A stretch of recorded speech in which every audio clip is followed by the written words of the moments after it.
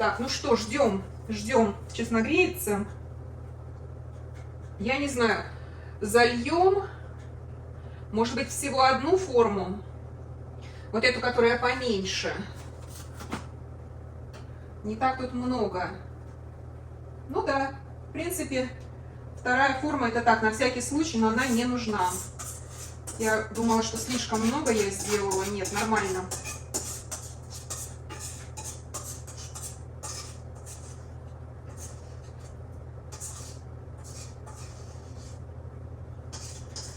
Давай. И удивительные мои родители знали, что бабка меня не любит, и иногда нас с братом там оставляли одних.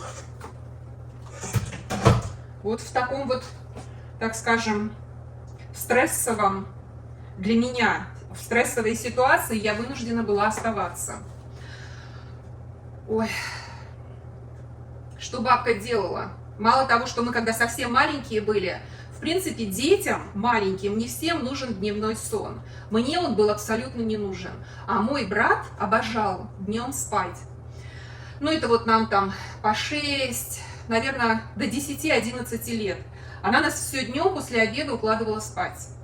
Мы вот погуляем там с друзьями где-то, потом она нас найдет, где мы у друзей, приведет на обед, хорошо нас покормит, а потом укладывает спать. Значит, брат мой, она ему всегда укладывала его спать на большую кровать.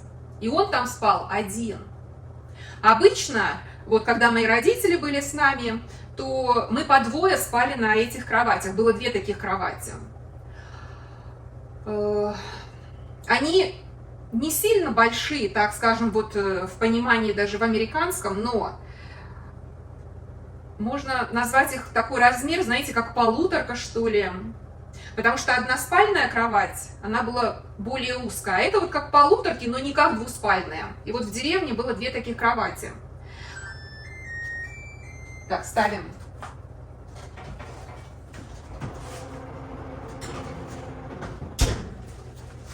И, значит, бабка моя, брат с удовольствием там ложился, места было предостаточно, а меня бабка мне говорила: а ты идешь спать на ее кровать.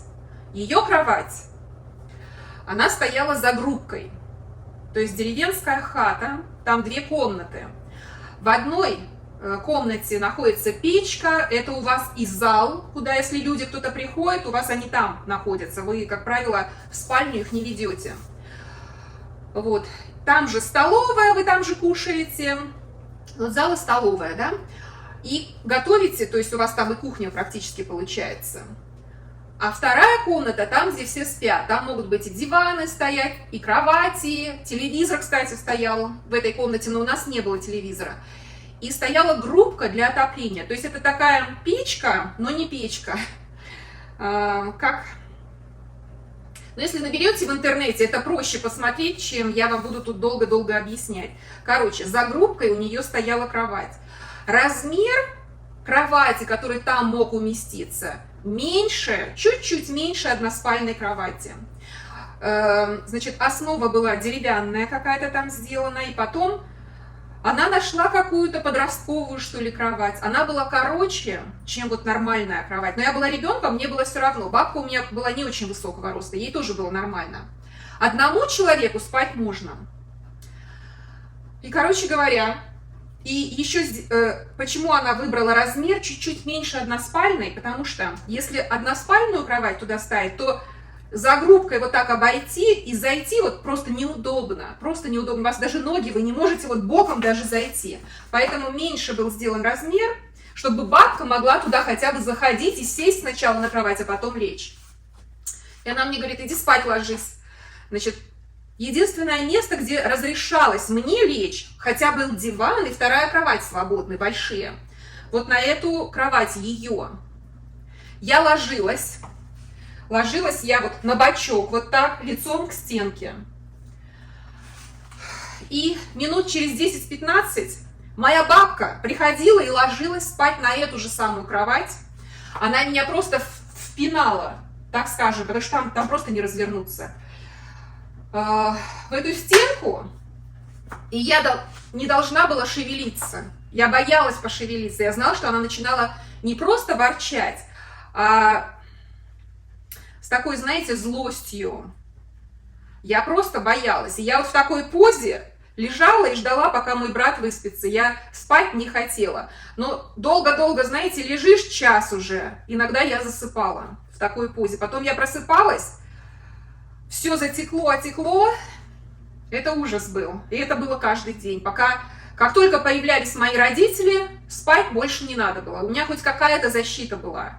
И брат мой тоже, уже когда были родители, ему почему-то спать не надо было. А здесь он очень любил, вот в час мы обедали, ну, считай, 1:30, да, и где-то до 3:30, до 3:45 он любил поспать.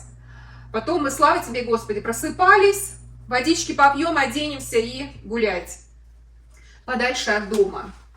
Так, будем ждать минут 40, но будем проверять по цвету, как там будут обстоять дела. С посудомоечной машинкой, ребята, красота. Ровно 1 минута. Закинул все. Чисто и хорошо. Так, проверим. Ой, пахнет как классно. Как классно пахнет. Готовится уже 4 часа. Еще 1 часик. И кушанье наше будет готово. Я подняла немножко температуру до 450 по Фаренгейту. Сделала это потому, что, ребятушки, мы живем в горах, и у нас здесь температуры по-другому работают с выпечкой. Вы когда хлеб печете или вообще что-то запекаете, здесь немножко по-другому. В горах, как правильно объяснить, в горах из-за давления или из-за чего вода начинает закипать не при 100 градусах, а гораздо ниже. Вот. Если такую особенность не знать, если вы будете в горах что-то такое готовить или варить, особо такое, знаете, по вашему любимому рецепту, может сразу и не получиться. Вот у меня муж, например, любит выпекать хлеб. И вчера, о боже, он такой вкусный, ну, назвать черный хлеб, ржаной хлеб выпек. Господи, он такой вкусный. И это у него получилось в первый раз. А выпекает он уже несколько лет. И вот потихонечку, знаете, добавляет что-то в рецепт, пробует. Наконец-то нашел он идеальный такой состав. Казалось бы, да, в интернете люди там выпекают. Взял рецепт и готовь. Я пробовала. И все это я выбрасывала, потому что это невкусно. То же самое с пирогами, с выпечкой. Пробовала я выпекать. Не получается здесь вкусно. Вот попробуем этот рецепт. Довольно, в принципе, простой рецепт. Ну, посмотрим, получится или нет. Пока ждем пирог, покажу вам лист вот такой. Это нам прислали по почте, всем разослали. Видите, какие продукты мы в органику относим, какие у нас идут на переработку и что у нас в мусорку идет. Так, время уже почти 3:30. Открываем нашу курицу и фасоль. Давайте я покажу вам ложкой, зачерпну, чтобы было видно и понятно. Пахнет очень вкусно. Видите, там лима, фасоль лима. Вот такой будет ужин. Попробуйте обязательно приготовить, но готовить лучше долго.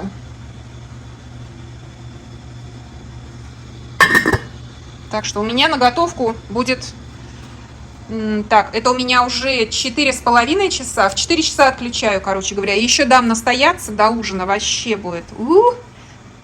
Пальчики оближешь. Поднимается, поднимается мой кексик. И уже меняет цвет. Скоро будет готов. Уже он выпекается 26 минут. И я температуру уже убавила до 350 по Фаренгейту. Это 180 примерно. Ну, еще минут 10.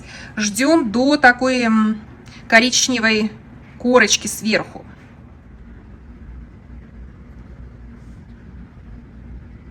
Итак, 307 граммов помидор. Так, пробуем томат. German Johnson. Томаты эти я уже неделю не поливаю. И у нас неделю стоит такая сухая, жаркая погода. 33 градуса в среднем. Неделю без полива. Посмотрим, стал ли он слаще. Я пробовала до этого, когда я поливала их. Ну, давайте попробуем сейчас. И томат этот, видите, он внутри такой приятно красно-розовый, а снаружи, немножко сверху, он зеленый. Но это вот такая особенность у томата. Сейчас разрежем. И будем пробовать.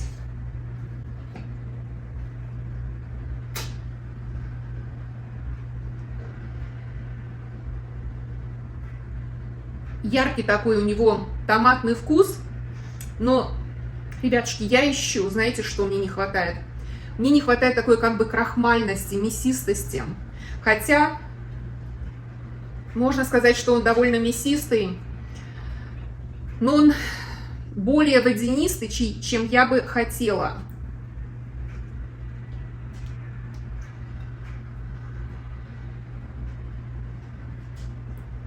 Он не кислый и не сладкий. На следующий год сажать не буду, однозначно не буду. А сейчас разрежу вам очень спелый такой вот томат, но, может быть, не 300, а 150, может быть, граммов, 170. Не знаю название этого томата. Смотрите, какой он прямо супер спелый. Томаты эти нам принес секретарь, мужчина-секретарь моего мужа. Они с женой выращивают помидоры.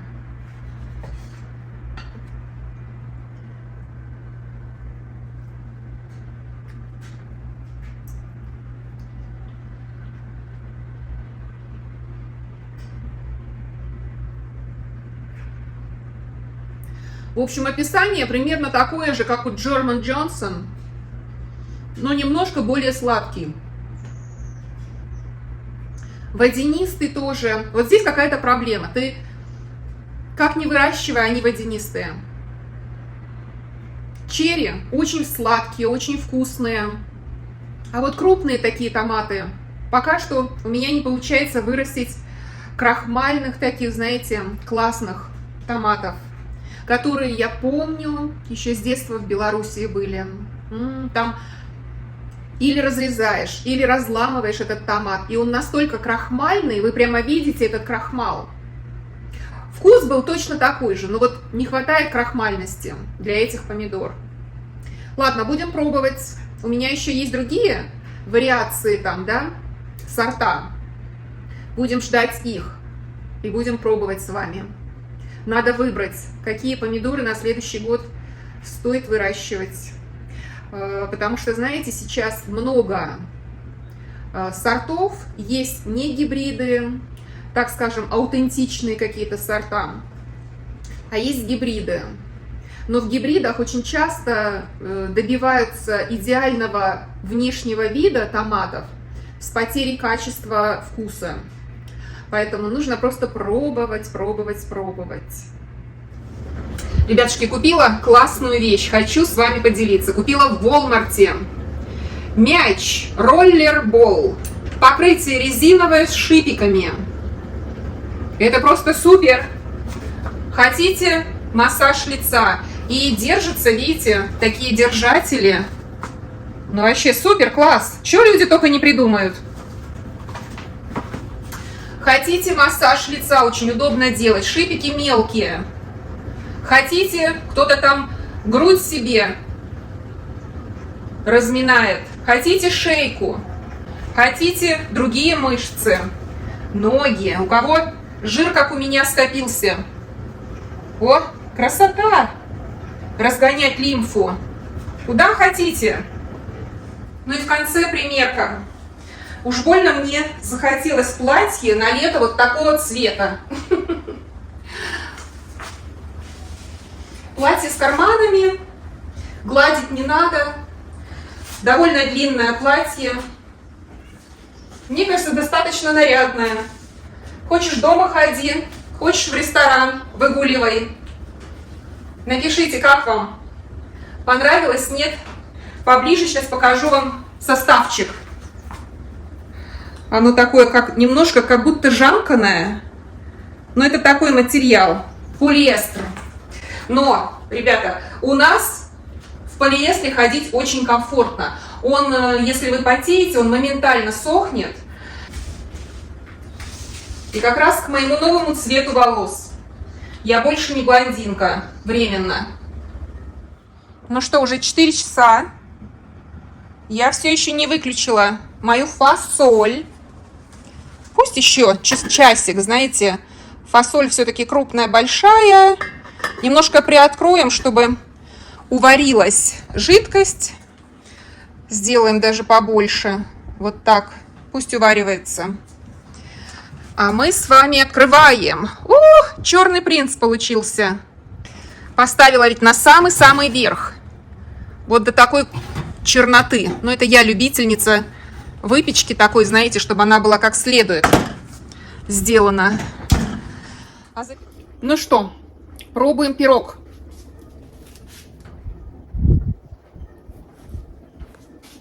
Не совсем то, что я бы хотела. Он, видите, такой внутри. Я бы хотела, чтобы он больше дырочек в нем было, и такой он более рассыпчатый был.